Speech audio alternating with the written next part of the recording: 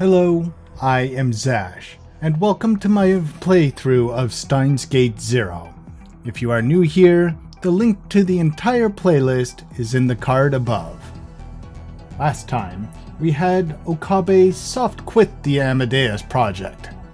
They didn't let him fully leave, and let him keep the app on his phone, just in case he changes his mind.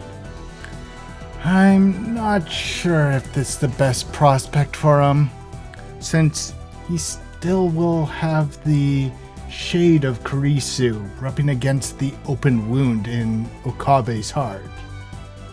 Anyway, they are off and leaving the hotel, heading down to the parking garage, when something surprising happens.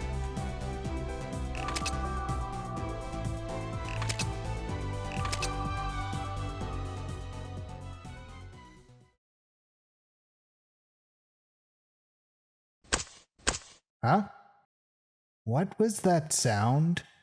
About the same time I heard the strange sound, a hole appeared in the window on the front passenger side. Well, that's not right. Izaki screamed and fell back on his butt. The rear window exploded.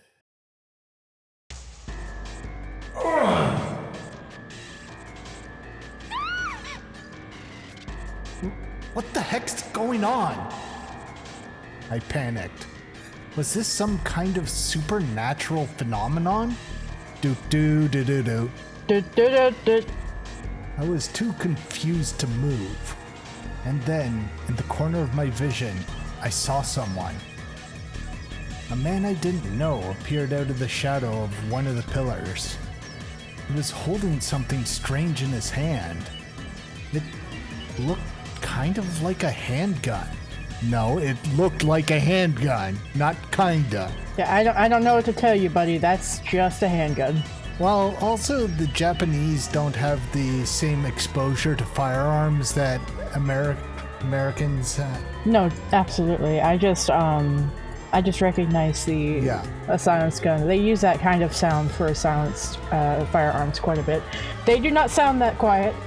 For anyone who does not know, those things will still crack your head open. Yeah. They're just less loud. That's why they're technically called suppressors, because... Yeah, just for anyone who doesn't know, they don't sound that quiet. Yeah. Incorrect. Yeah. It was tiny, with a short barrel, and kind of flat. I couldn't see any kind of silencer. Yeah. Well, I guess they could be using, I can't remember what it's called, but it's ammo that doesn't have the full powder load in it either, which makes the ammunition subsonic, and that'll quiet it too. Possibly. Who's that? I remembered him from somewhere. I felt like we'd met before. Where? I thought, but nothing came to me immediately. The man was standing there, mumbling something to himself. Woe to the world because of things that cause people to stumble. Such things must come, but woe to the person through whom they come. If your hand or your foot causes you to stumble, cut it off and throw it away. Sir, I think you have some fucking problems.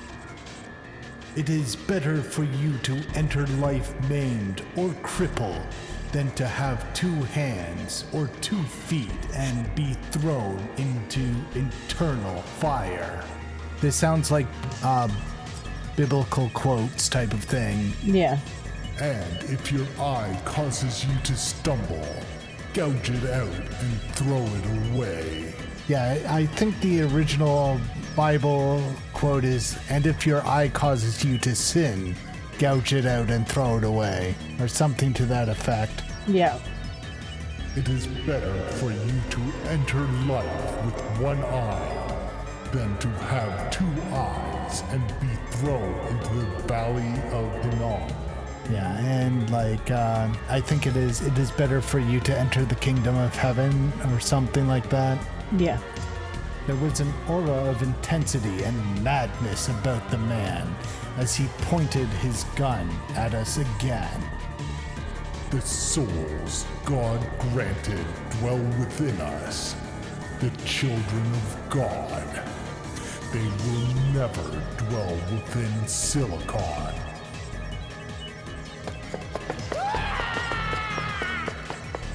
Izaki stood up, turned around, and fled in terror like a startled rabbit. And got shot in the back. That sound again. It was so soft and light. I couldn't even imagine that it was a gunshot. But this time, the car's windows didn't break. And it didn't blow a hole in me either. Well, that's because you're smart and stayed undercover. It missed? No, it hit Izaki, who left cover, basically. Like a dumbass. Was he too focused on Izaki? But you won't be that lucky again. Move!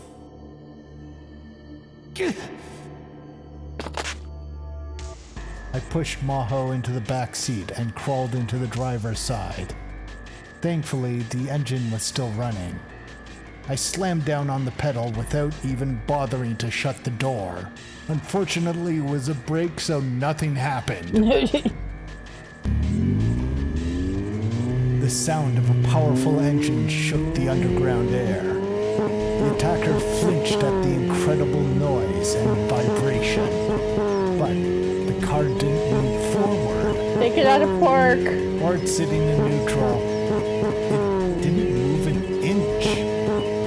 Shift. You need to put it in drive. Dr. Liskinen and Maho were keeping their heads low in the back seat and shouting loud enough to be heard over the engine. And then one of the pistons just shot out through the hood because he was redlining at a neutral. I took my foot off the accelerator. I glanced over at the gear shift. It was stuck next to the end. Yep, it's in neutral. What am I supposed to do? Do you have a license? Why is the adult not driving? No! What? Why is the adult not driving? Because the adult is in the back seat. And then, through the windshield, I saw the attacker ready his gun again. He was aiming at me. The look in his eyes told me he was ready to kill without hesitation. A soul will not dwell within Silicon. Crap. Cracks like spiderweb appeared in the windshield. Something went past the side of my head. I felt a sharp pain, and at the same time, a ringing in my ears. And all the other sounds faded away and started to disappear. The ammo's subsonic. It shouldn't deafen him. Well, maybe if it grazed his ear and he's getting blood in the ear, but yeah. I felt myself passing out. And then Maho jumped over the seat and slid into the passenger side. Close the door, now! My mind was pulled back to reality. I slammed the door shut, just as she told me to. Maho shifted from neutral to drive and leaned over the top of me to grab the wheel. Floor it! I slammed the accelerator so hard that, for a moment, the wheels were almost spinning in place. Then the car leapt forward. The attacker was getting closer. We were going to hit him. Serves him right. I was about to take my foot off the accelerator when... Leave it! Maho shouted. I gritted my teeth and did as she said. But there was no impact. Evidently, the attacker had leapt away at the last second to avoid being crushed. Probably smart. But there was no time to confirm it as the car raced through the parking garage. We were going too fast, and since Maho was controlling the car from the passenger seat, she couldn't keep it going in a straight line. The car spun to the left and right, and I was almost flung out of the broken window. I grabbed onto the edge of the seat as hard as I could. We headed for the exit, slamming into walls and pillars as we went. Who is that guy? No idea, but he had a fucking gun in Japan. Yeah. No idea, but he had a fucking gun in Japan. Yeah. Right! Go right! I could see an exit sign right in front of us. I can't turn fast enough. I pressed the brake and put my hand on top of Maho's, turning the wheel to the right. But that was the wrong thing to do. The rear tire slipped. The car spun in a circle.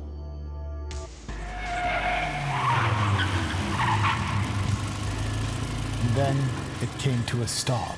Congratulations, Okabe. You've successfully managed to execute a J-turn.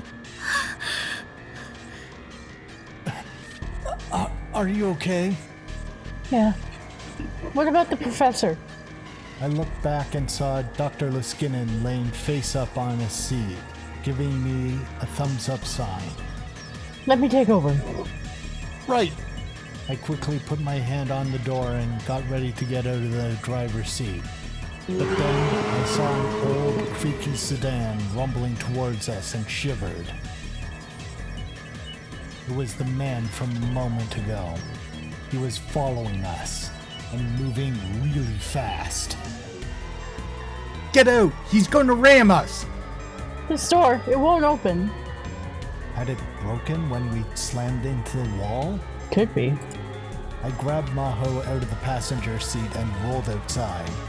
Well, at least Maho's small enough Okabe can just bodily pick her up and carry her. Yeah. Dr. Liskinen rolled out of the rear door.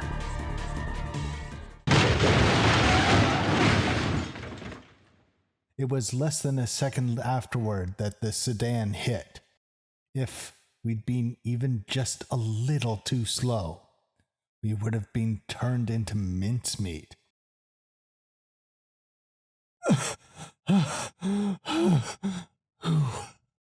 I stood up and offered Maho a hand, then moved away from the unrecognizable wreck that used to be a car. You okay? I wonder if insurance is going to cover this. Thanks. Both cars were smashed together. The attacker's sedan was completely embedded in the rear half of the car we'd been driving. There was no way he could have survived. Well, I've seen medical stories about people who have, but that guy did not. There were no tire marks on the ground, which meant he'd slammed into us without braking. I shivered. I had almost been killed. Anyway, I need to contact the cops. I was about to pull out my smartphone when the security guards heard the commotion and came running. Excuse me, please call the police. The security guard nodded and contacted the police.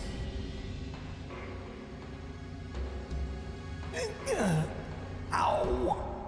Hurts. I could feel a pulsing ache on the side of my head. A shot from the gun had grazed me. I hadn't felt pain at all while I was driving. Adrenaline's a hell of a drug. I fearfully reached up to touch it and felt blood flowing from my temple down my face. I gulped when I saw that my fingertips had turned bright red. I almost saw Mayuri when she was shot in the head. I almost saw Kurisu when I killed her. The images felt like they were about to come flashing back to me, and I struggled to stay standing. PTSD is a hell of a thing. Yeah. You're covered in blood. Did you get hit? God, she's fucking tiny. Yeah. Maho went pale. Is this a bad place to get hit? There are worse places, like an inch or two to the left. Yeah. Or right, depending on which side you're on. There's something called the superficial temporal artery here. Listen, your head bleeds. Yes. Head wounds always look worse than they are. Like, now, that doesn't mean they're not bad, but they look worse than they are. Let me see it. I'm going to touch you a little. Oh my. I need an adult? Dr. Liskinen looked at the wound. When he touched me, I felt more pain, but I gritted my teeth to endure it. I was going to ask if he's a medical doctor, but he's a neurologist, so yes he is. Yeah. I wouldn't want him to try to suture it here, but he probably knows at least a little bit from his pre-med days. It's okay. You're not that badly hurt. I'm glad. Use this. Thanks. I put the handkerchief he offered me up to my temple. The guy who attacked us. He was the one with the seminar. Really? No, remember? That was the guy you yelled at. Oh, that's right. It sounded like he was insulting Kurisu, so I shouted objection at him. That was the guy. Was this his way of getting back at me? This is a bit extreme for that. Not a chance. The souls God granted dwell within us, the children of God. They will never dwell within Silicon. Huh? What's that? He was saying that before he fired the gun. What was he talking about, Amadeus? I don't know. I could faintly hear police car sirens in the distance. The hotel's security guards and staff were starting to gather. Hey, how do we explain this? Crazy guys tried to shoot us? We tell them exactly what happened. I mean, we don't exactly know either. And then Maho's eyes went wide. She, Dr. Liskinen, and the crowd were all staring at a single point. I looked too, and almost screamed.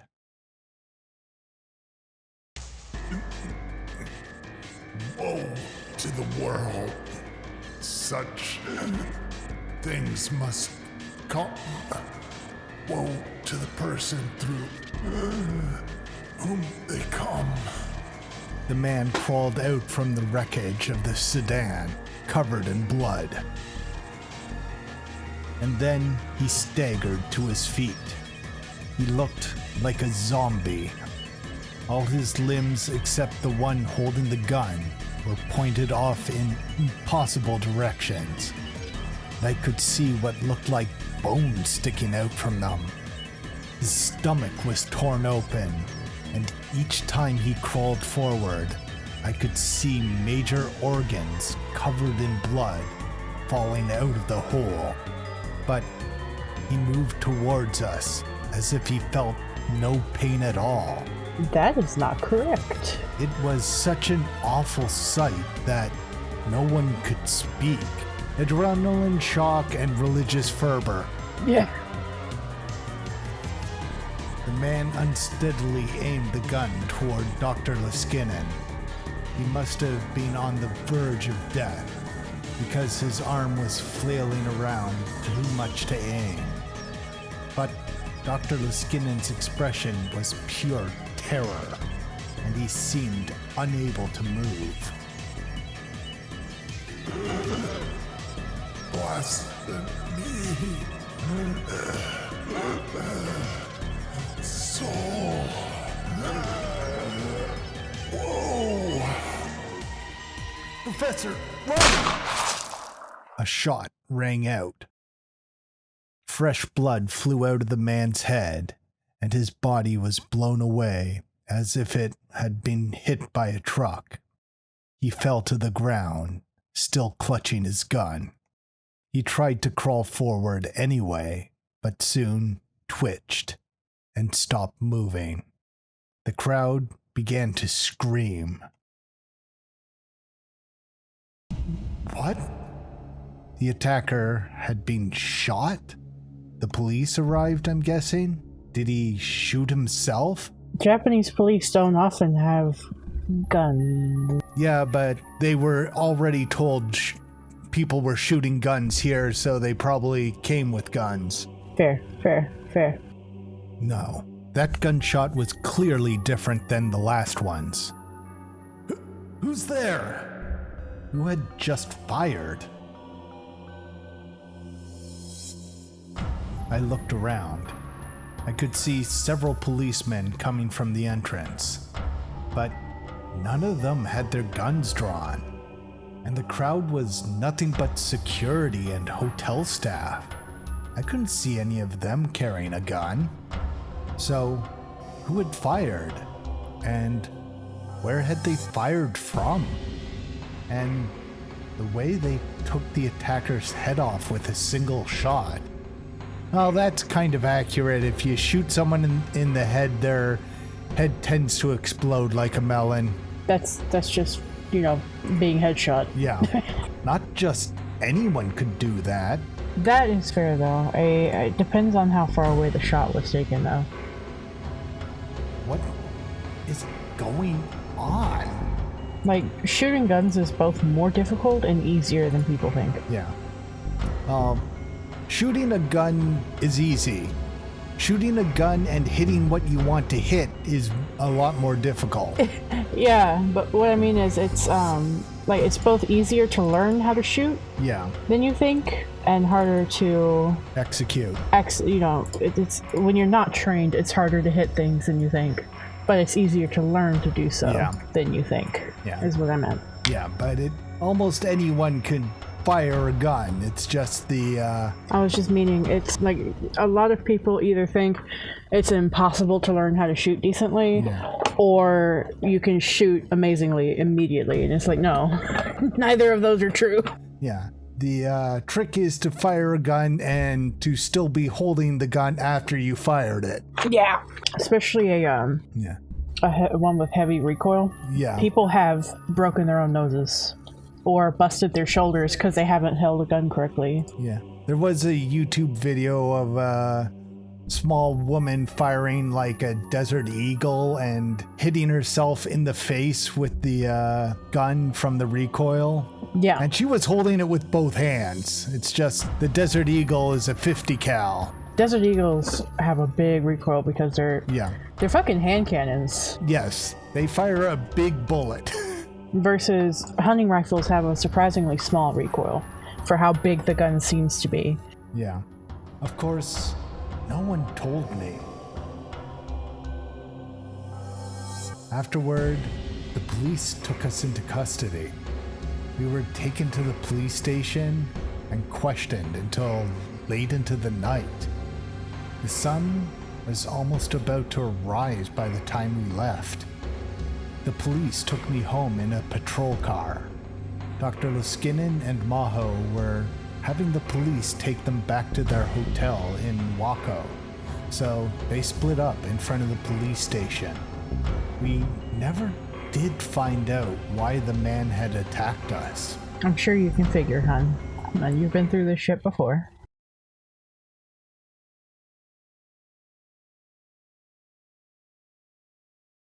She felt dizzy. That's strange. Suzuha thought. She stopped moving. Since she was in the middle of the sidewalk, The other pedestrians looked irritated as they moved around her. She took a deep breath and waited for a moment, but she still felt dizzy. Actually, she was finding it difficult to stand. Was she hallucinating? Or was the whole world starting to get blurry? All the noise of the city around her suddenly felt very far away. Uh-oh. It was like she was diving underwater. Was this the reading Steiner ability that Uncle Ocarin had talked about? Was she starting to acquire it too? And then she realized how warm she felt. The truth hit her. Am I sick? Girl, you never had a fever before? She somehow managed to stagger back to the lab. It seemed she was worse off than she thought. If she could have, she would have fallen to her knees right there. Maybe in 2035 they have a cure for the common cold. They don't even have a safe house. I doubt they have vaccines that are being passed out regularly. Well, no, it might not be that. It might have been like they've wiped out the common cold so she was never exposed to it type of thing. Maybe. During the war and afterward, when she joined up with her dad's organization, she'd been hurt badly enough to go into a coma several times. But this was the first time something like this had happened since she had become a time traveler. Oh no, she has COVID. Oh god. This is bad. She looked up to the second floor. The lights were on. She felt honestly relieved to know her dad was there. She walked up the stairs. The door was unlocked. She didn't have any energy to speak, so she tried to silently take off her shoes, and then she tripped. Oh! She fell forward. That hurt. Susaha? Ataru was in the room. He saw her and ran over. You okay? Yeah. You are quite obviously not okay. She rubbed her knee and tried to stand up, but staggered again and fell into Ataru's arms. What's wrong? Sorry. I'm feeling a little dizzy. Are you not feeling well, Susu-san? Are you alright? When she heard those voices, Suzaha finally realized that Yuki and Mayuri were also in the room. She'd let her guard down, she realized. Yuki seemed unconcerned by Suzaha's obvious uneasiness. She walked over with a serious expression on her face. Suzaha-san, let me see your forehead. She's going to be mothered by her mother. Yuki brushed her bangs aside and put her own forehead up against Suzaha's. Suzaha's heart started pounding. She had distant memories of her mother doing this before. You've got a terrible fever. What? Daru put his big hand up to Suzaha's cheek as well. Oh, you're right. Do you have a cold? I'm fine. This'll get better fast. Hey, don't push yourself. You need to go lay down right now, noob. That's right. And this'll be a perfect time for Yuki and Daru to bond over. I know that. I'm just gonna rest for a bit.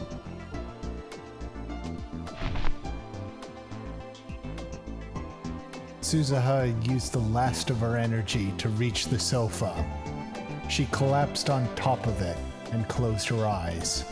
Calm down, she told herself. Miyushi will bring a wet towel, okay? Hashida-san, where's Suzuha-san's change of clothes? It's here. It's all inside this. Oh, of course, I don't rummage through it and go stiff, you know. If you don't stop being stupid, I'll infect you with my cold virus, brother. Suzuha kept her eyes shut as she complained. Well, at least she didn't call Daru Dad. Can I just pick something out to change her into? Thanks, I can't do it, obviously. Yeah. As she listened to the conversation going on around her, Suzuha felt a cold towel on her forehead. How do you feel? Sorry, big sis mine. Don't worry about it. I'm going to go buy some cold medicine. You guys take care of her. Okay. Bye. Can you stand up, Suzuha-san? I at least want to get you changed before your brother gets back. Suzuha opened her eyes. Yuki was standing over her and looking down. No, I'm fine like this. This is how I've always done it. In fact, before Suzuha became a time traveler, there were many times when she'd been unable to rest, even if she was sick. Many times she wasn't able to change clothes, or even lay down. Compared to that, this was a lot nicer. No way. The most important part of a cold is when you just start to get it. But no buts. Take your clothes off. I'm just reminded of the Dragon Ball Z Abridged where Vegeta just tells Krillin to strip. Strip. Yuki was a little more forceful than usual as she tried to take Suzuha's clothes off. Suzuha jumped up, surprised. Fine, I'll do it. I can do it myself. Fine, Mom. You're soaked with sweat. Mayuri-chan, do you have any dry towels? Oh, yeah, here. Yuki took the towel that Mayuri had brought from the shower room and gently wiped the sweat off of Suzuha's forehead and neck. Well, that tickles. Just stay still. You're not a little kid. But, Suzuha shook as she was rubbed with the towel. She wasn't used to being touched, and this was the first time since she was very young that anyone had done this to her. That's enough. I'll do it myself. You don't need to worry about it. I'm not worried. Suzuha grabbed the towel from Yuki. Trying her best to hide herself from the gaze of the other two, she took off her clothes and wiped away the sweat. Her face felt really hot. She didn't know if it was because of the fever or not, but she was finding it difficult to think straight. Is this okay? Yes, good job. Now change into this. She grabbed the new pair of underwear and clothes from Yuki. Still trying to hide herself, she put them on. When she lay back down on the sofa, Yuki put a blanket on her. Mayuri-chan, you said this room doesn't have a washer, right? Yeah, it's always been such a problem. Ayushi will take these to the laundromat later, okay? Huh? You don't have to do that. You've got to take care of each other at times like these. That's right, Suzu-san. Are you hungry? Think you can eat anything? Well, if there's nothing like dairy, and if it's not extremely cold, it should be fine. Well, fever often comes with nausea, and if you eat something, there's a decent chance you might throw it up in the next half hour. On the other hand, keeping hydrated and some nice broth soups help a lot. Yeah, depends what kind of food they're planning to give her. Suzuha looked at Yuki, then Mayuri, and was about to mumble another refusal. But in the end, she gave up and pulled up the blanket to her nose. Yet, she's up against the two most motherly characters. She has no chance. This was really hard. I'm not that hungry. You need to eat something before you take the medicine. How about rice porridge? That's a good idea. Okay, I'll make it right away. Lie down for a bit, okay? Yeah, she's also not had her mother around for a very long time, so I imagine this is doing things for her. I'm back! Itaru came back from the drugstore a while later. I'm so tired. He was really out of breath. He must have gone running there and back. You're only exhausted because you never exercise, she thought to herself. But for some reason, the sight of her exhausted father made her happy, and she quickly shook her head. Yeah, Mayuri could have done that run without even getting out of breath. Thanks, Daughter-kun. I'm about to make rice porridge. Once she has that, give her the medicine. Okie dokie. Itaru walked over to Suzuha as he answered. How are you feeling? Not so good.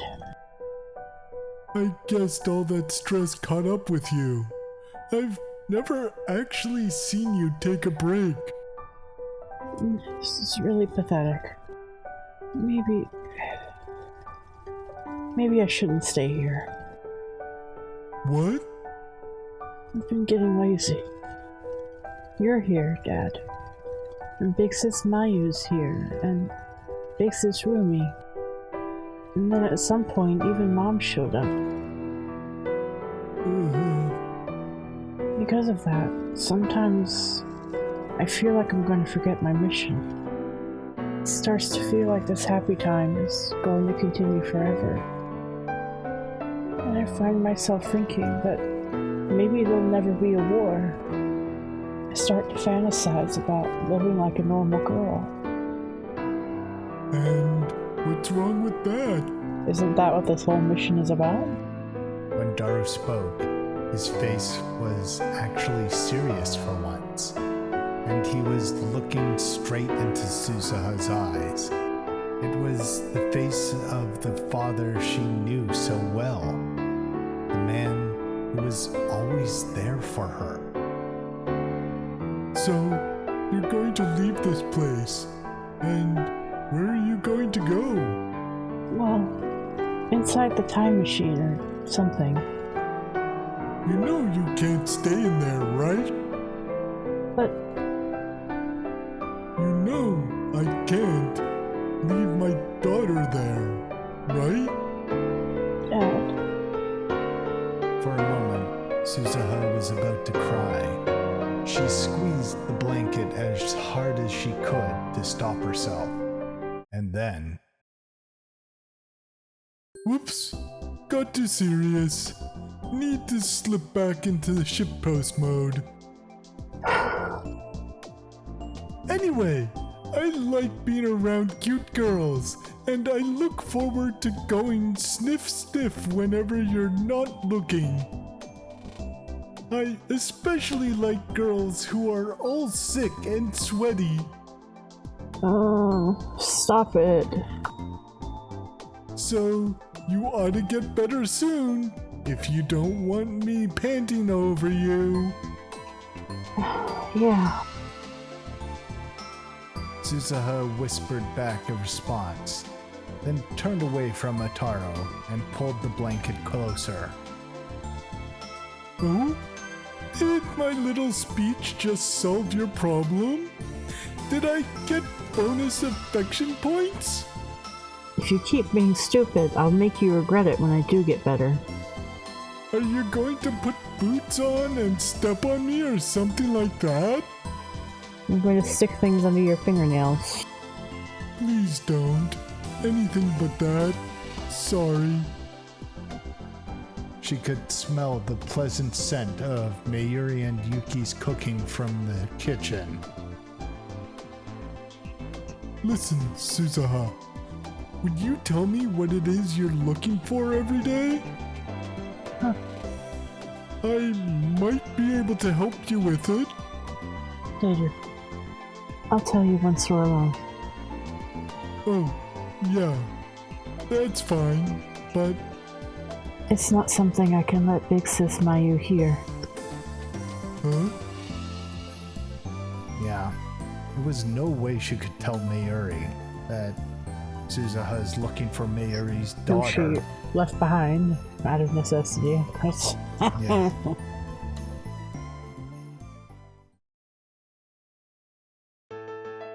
I'm impressed, Okabe. I had thought you a weak-willed shade of your former glory. But, in defense of others, you stepped up to the plate. Perhaps all is not lost yet. There is still some of that bravery I gave you left. We may still have a chance to wrest the world back to the world line we desire. Channel that bravery, that fire in your soul that saved Mayuri. Use it to save them both.